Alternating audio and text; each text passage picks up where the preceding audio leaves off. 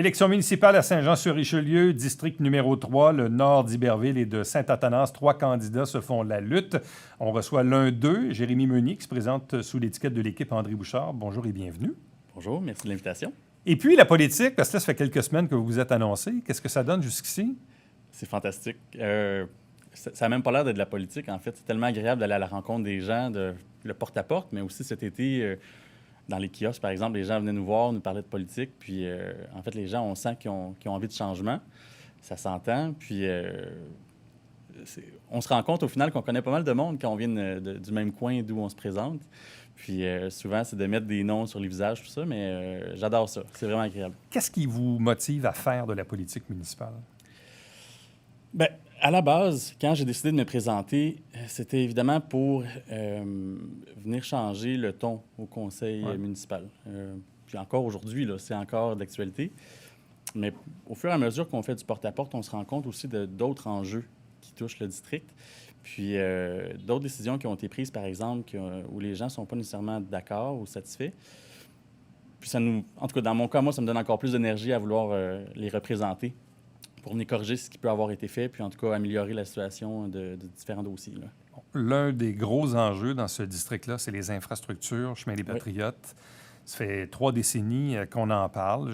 Je comprends je pense qu'il y a une réelle volonté ou majoritaire de la part des citoyens d'aller de l'avant, mais là, après ça, qui paie quoi, puis combien, puis les subventions, puis les plans et devis et tout ça. Donc, vous vous situez à quel endroit sur l'aboutissement ultime de cet enjeu-là?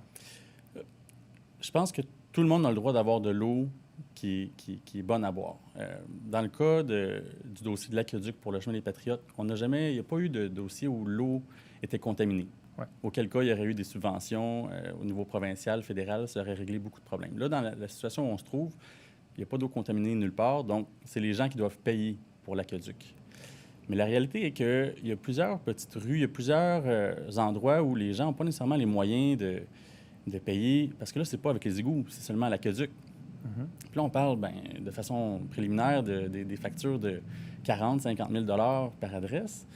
Il y a plusieurs de ces rues-là, c'est des anciennes où c'est encore des maisons mobiles. C'est pas nécessairement des gens qui ont les moyens de se payer ce genre d'infrastructure-là. Et puis, ce que moi, je trouve un peu déplorable dans tout ça, pour avoir parlé à beaucoup de monde sur le chemin des Patriotes puis dans les petites rues autour, c'est que maintenant, on est allé en appel d'offres pour les plans de devis, mais les gens n'ont pas été considérés, consultés avant qu'on décide d'aller de l'avant avec ça. Donc, les gens vont se ramasser avec la facture de payer les plans de devis. Puis, je pense qu'il y a quand même encore une majorité de gens qui ne souhaitent pas l'aqueduc. Ah non, oui, vous pensez que la majorité ne le veut pas? Je suis convaincu de ça. Avec le porte-à-porte que je fais en ce moment, là, puis moi, ce que je dis aux portes, c'est que c'est pas moi qui va choisir. Au final, c'est les gens qui vont décider. Mais je pense qu'on aurait dû les consulter avant d'aller de l'avant avec l'appel d'offres. Parce qu'au final, ils vont quand même avoir une facture à payer. Si on divise, je crois que c'est 328 000 entre les différentes adresses, les différents citoyens, ça fait quand même un beau cadeau de Noël. Les gens ne s'attendaient pas à avoir un cadeau de Noël de 5, 6, 700 800 sans avoir été consultés au préalable. Puis je pense que, on va voir avec ça. Là, c'est fait. On va voir où est-ce qu'on s'en va avec ça. Les gens vont avoir une meilleure idée du coût réel du projet. Peut-être que si c'est plus bas que ce à quoi ils s'attendaient, ils vont être en faveur. Ouais. Mais les estimations préalables, en tout cas, ce qui avait été fait dans le passé, je pense qu'il y a encore une majorité de gens qui ne souhaitent pas l'aqueduc sur le chemin des Patriotes. OK. Un autre son de cloche. Pour vous, quels sont les autres enjeux ou les engagements que vous avez pour ce quartier-là? Pour le chemin des Patriotes? Pour l'ensemble du district numéro 3, oui. Bien, ça reste encore... les enjeux qu'on avait soulevés là, avec notre première entrevue, avec le lancement de campagne. Dans mon cas, à moi, je pense que plus je fais du porte-à-porte, plus je me rends compte, en fait, que les enjeux sont vraiment ciblés. Par exemple, avant-hier, j'étais sur la 12e avenue. Sur la 12e avenue, il n'y a pas de terre-plein au centre. Puis, pendant que je faisais mon porte-à-porte, je m'en rendais compte. C'était une vraie autoroute.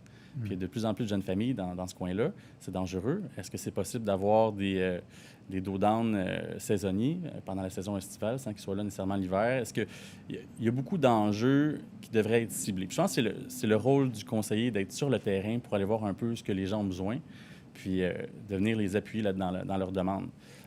En termes de projets plus grands, je reste convaincu que le ruisseau Hazen, on peut faire quelque chose de vraiment beau avec ça. C'est un espace vert qui nous appartient à la ville de Saint-Jean. Encore cet été, il y a eu de la coupe d'arbres. Pour moi, c'est inacceptable. Il y avait des arbres là-dedans qui étaient sains. Je pense que ça demande d'être aménagé, sans faire un parc pour enfants, mais un couloir écologique. Il y a le club d'ornithologie qui y va tous les jours. On est beaucoup de gens aussi avec nos chiens à aller y marcher. C'est un bel environnement. C'est en plein cœur de la ville d'Iberville. Est-ce qu'il y a la nécessité d'avoir une passerelle ou d'avoir quelque chose, une infrastructure particulière ou une désignation? Une certaine protection déjà. Puis après ça, le ruisseau comme tel, les rivages du ruisseau s'effritent à tous les ans à cause de la crue. C'est sûr qu'il va falloir à terme être en mesure de solidifier les berges, peut-être de les végétaliser pour être capable de faire en sorte que le ruisseau cesse de s'élargir. Après, il y a des endroits qui s'inondent plus facilement. Est-ce qu'on ne pourrait pas faire des petites passerelles un peu comme dans les Parulines, par exemple, mais le laisser le plus écologique possible. Mais après, peut-être avoir certaines installations comme des poubelles, par exemple, pour éviter qu'il y ait des déchets le long du sentier. Bon. Au niveau de la rue Bella ou d'un projet futur d'un parc Bella, est-ce que vous pensez que c'est souhaitable d'avoir ça? Est-ce que c'est réalisable, réaliste? Non seulement c'est souhaitable, c'est réalisable, mais c'était inscrit aussi au PTI.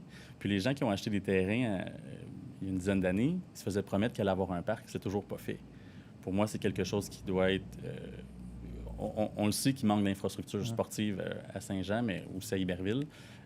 C'est sûr que moi, je vais travailler très fort là, pour que ça se réalise le plus rapidement possible.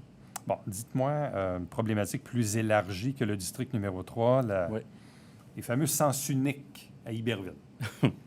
C'est un problème, c'est pas un problème, c'est un faux problème. Là, il y a des travaux du côté de Saint-Jean. Vous en pensez quoi? Je pense qu'il faut faire confiance à nos fonctionnaires aussi.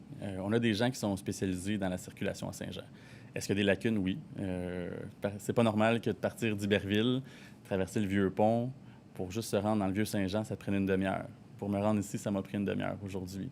Puis on n'est même pas encore à l'heure de pointe. C'est pas normal qu'il y ait personne qui ait le doigt sur le piton pour aider avec la circulation.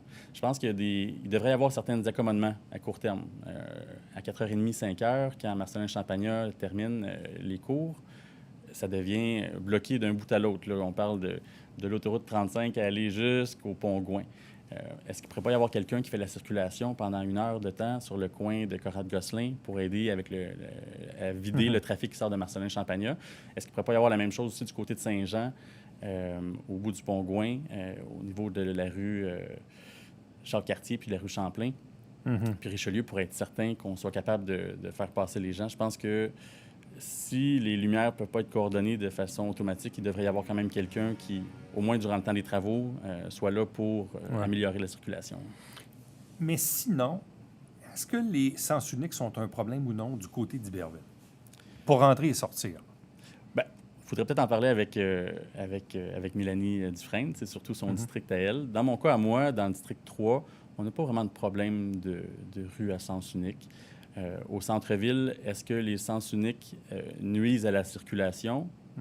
Je suis mal placé. Je ne pourrais pas répondre à cette question-là. Je me demandais, est-ce que les citoyens qui habitent dans le district numéro 3, est-ce qu'ils sont embêtés ou non par les sens uniques du côté d'Iberville pour rentrer ou sortir du ils sont surtout embêtés par le trafic. Mais le trafic, est-ce que c'est vraiment les sens uniques qui le causent? J'en suis pas convaincu. Moi, je pense qu'en ce moment, les travaux de la rue Richelieu n'aident pas pour le trafic sur le Pont-Gouin. Puis le fait que la lumière au coin de Conrad-Gosselin ne soit pas coordonnée avec la sortie des classes de Marcelin Champagnat, ça aussi, c'est un problème. Mais c'est surtout ça qui cause du trafic. Bon, vous avez fait le choix de vous présenter en équipe avec Mme Bouchard. Pourquoi? Plusieurs raisons. Premièrement, Mme Bouchard est une femme extraordinaire. J'ai eu la chance de faire du porte-à-porte avec elle. C'est une femme qui est humaine, qui est ouverte, qui favorise le travail d'équipe. On a des belles rencontres d'équipe. Je pense qu'elle va être capable de faire en sorte que même si on n'a pas tous les mêmes opinions, on va être capable d'être là pour, si on veut, nous diriger, être une leader pour notre équipe.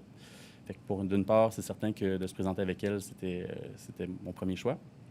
Puis après ça, c'est certain que c'est aussi beaucoup plus facile de se présenter en équipe que comme indépendant, pour un paquet de raisons, mais dont toutes les ressources qui sont mises en commun avec l'équipe.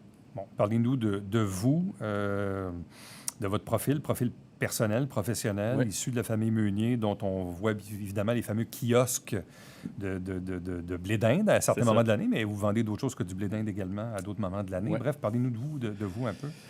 Et la famille Meunier, nous, sur le rang Saint-Édouard, là, ça fait plusieurs générations. Ça fait 7 générations qu'on est là.